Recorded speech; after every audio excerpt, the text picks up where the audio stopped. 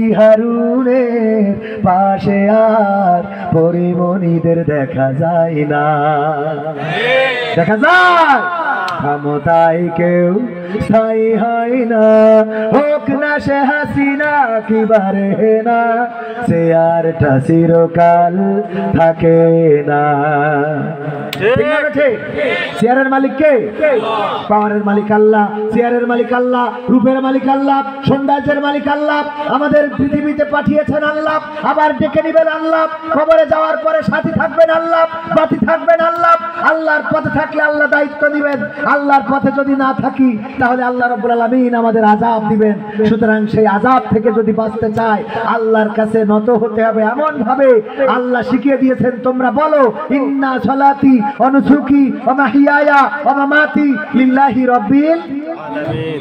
আমরা বলি এই কথা বলি, কিন্তু সেই মোতাবেক চলি, কথা কয় না। কোরআন পড়তে ভালো লাগে, কোরআন শুনতে ভালো লাগে, কোরআন জানতে ভালো লাগে, কোরআন মানতে ভালো লাগে না। ঠিক না বেঠিক? নামাজেতে পড়লে কোরআন মনটা শীতল হয়, কারীর তেলাওয়াত শুনিলে প্রাণ জুড়িয়ে যায়। নামাজেতে পড়লে কোরআন মনটা শীতল হয়, কারীর তেলাওয়াত শুনিলে প্রাণ জুড়িয়ে যায়। সেই কোরআনের ব্যাখ্যা দিলে কলিজাতে আগুন জ্বলে, সেই কোরআনের ব্যাখ্যা দিলে অন্তরেতে আগুন জ্বলে। বিরোধিতাও চলে কেন তা জানি না।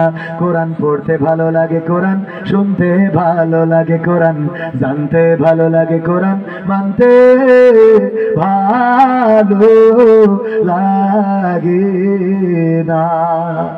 কোরআন পড়ে দেখতাম ওরা শুরু করতো দিন, তারা আবার চাইতো না দেশে কোরআনের আইন। আপনাদের মনে হয় কথা ভালো মনে হইল, ঠিক না বেঠিক? কোরআন পড়ে কতক লোকে শুরু করতো দিন, তারা আবার চাইতো না দেশে কোরআনের আইন। এটা যে কেমন নীতি, তাই তো এ দুর্গতি, করছে মোদের ক্ষতি কেন তা বুঝি না। কোরআন পড়তে ভালো লাগে, কোরআন শুনতে ভালো লাগে, কোরআন জানতে ভালো লাগে, কোরআন মানতে ভালো লাগে না। কোরআন বুকে চুমু খাওয়ার লোকের নাই অভাব, সেই কোরআনের বিরোধিতা আবু জাহেলের স্বভাব। কোরআন বুকে চুমু খাওয়ার লোকের নাই অভাব, সেই কোরআনের বিরোধিতা আবু লাহাবের স্বভাব। মানবা সুবিধা মতো তাই এই বুকে ক্ষত, দেখলে এমন কিছু সইতে পারি না।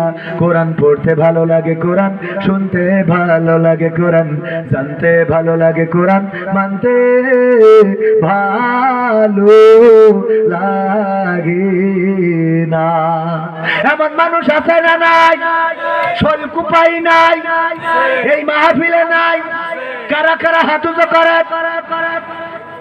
একজন, তার মানে সবাই